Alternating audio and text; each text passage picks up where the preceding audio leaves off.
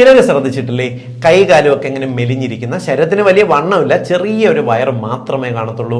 ഇവർ പലപ്പോഴും വിചാരിക്കും ഞാൻ ഭയങ്കര ഹെൽത്തിയാണ്, അമിതവണ്ണം ഉള്ളവരെ അപേക്ഷിച്ച് എനിക്ക് എന്ത് വേണമെങ്കിലും കഴിക്കാം, ഒരു കുഴപ്പമില്ല എന്ന് വിചാരിക്കും. എന്നാൽ കൈകളും കാലുകളും മെലിഞ്ഞിരിക്കുന്നവർക്ക് പൊണ്ണത്തടി ഉള്ളവരെക്കാൾ കൂടുതൽ അപകട സാധ്യത നിലനിൽക്കുന്നുണ്ട്. എങ്ങനെയാണെന്ന് പറഞ്ഞുതരാം.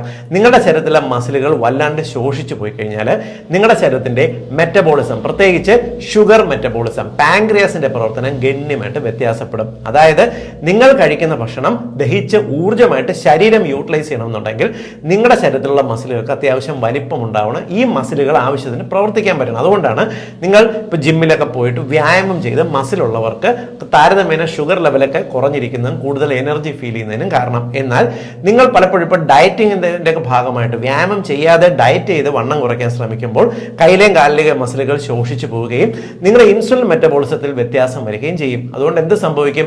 അല്പം എന്തെങ്കിലും ഭക്ഷണം കഴിച്ചിരുന്നാലും രക്തത്തിൽ ഷുഗർ ലെവൽ പെട്ടെന്ന് ഉയരാനുള്ള സാധ്യതയുണ്ട്. പലപ്പോഴും നിങ്ങൾക്ക് ആവശ്യത്തിന് മസിലുള്ളവരും കൈകാലുകൾ മെലിഞ്ഞിരിക്കുന്നവർക്കും ഒരേ അളവിൽ ഭക്ഷണം കഴിച്ചു കഴിഞ്ഞാൽ മെലിഞ്ഞിരിക്കുന്നവരുടെ രക്തത്തിൽ ഷുഗർ ലെവൽ കൂടി വരുന്നതിന്റെ കാരണം ഇതാണ്. അതുകൊണ്ട് കൈകാലുകൾ നിങ്ങൾക്ക് മെലിഞ്ഞിട്ടുള്ളവരാണെങ്കിൽ നിർബന്ധമായിട്ടും വ്യായാമം ചെയ്ത് കൈകളുടെയും കാലുകളുടെയും മസിലുകളുടെയും ആരോഗ്യം വർദ്ധിപ്പിക്കാനായിട്ട് ശ്രമിക്കണം. ഇത് എല്ലാവരുടെ അറിവിലേക്കായിട്ട് ഷെയർ ചെയ്യുക. കാരണം നിങ്ങൾ ഒരു 30 വയസ്സ് കഴിയുന്ന സമയത്ത് ഓരോ വർഷവും ചെറിയൊരളവിൽ കൈകളുടെയും കാലുകളുടെയും മസിൽ ശോഷിച്ചു പോകാറുണ്ട്. അതുകൊണ്ടാണ് അധികം ഭക്ഷണം കഴിച്ചില്ലെങ്കിൽ പോലും ഒരു 50-55 വയസ്സുള്ളവരിൽ ഷുഗറിന് അല്പം ഉയർന്നു നിൽക്കുന്നതും വ്യായാമം ചെയ്യുന്നവരിൽ ഷുഗർ താരതമ്യേന കുറവായിട്ട് നിൽക്കുന്നതും. ഇതുകൊണ്ട് തന്നെ ഇതെല്ലാവരും അറിഞ്ഞിരിക്കേണ്ട ഒരു ഇൻഫർമേഷനാണ്.